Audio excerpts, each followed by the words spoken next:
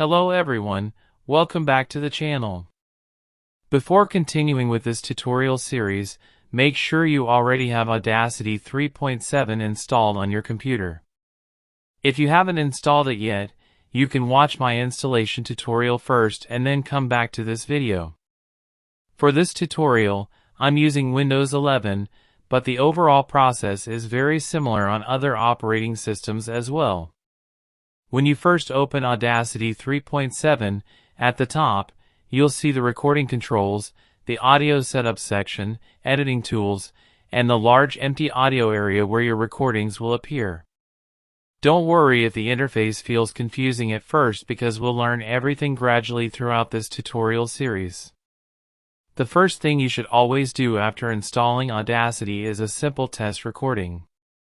This helps confirm that your microphone and speakers are working properly and that Audacity is configured correctly.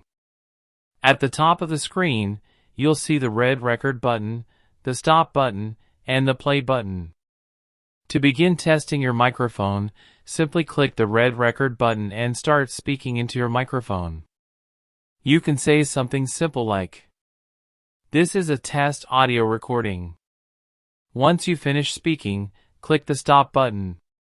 You should see blue waveforms moving across the screen. Those waveforms represent your voice audio being captured by Audacity. Click the play button to listen to your recording. If you can clearly hear your voice, that means your microphone and playback devices are working correctly.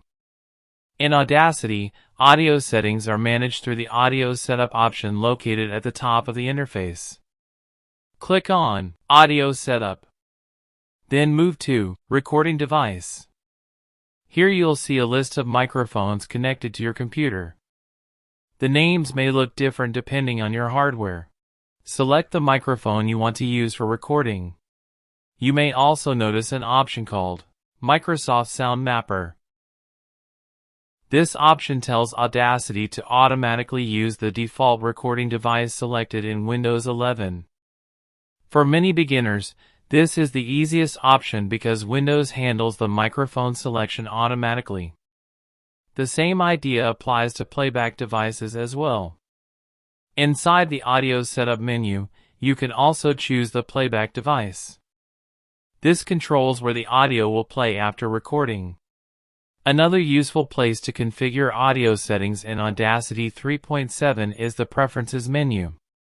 Click on Edit Preferences. Then open the Devices section. Here you can configure Recording Devices, Playback Devices, Audio Host settings. In most cases, the default setting works perfectly fine. That's all for this introductory tutorial. In the next tutorial, we'll explore the Audacity in more detail and start learning how to properly record and edit audio. Thanks for watching, and I'll see you in the next video.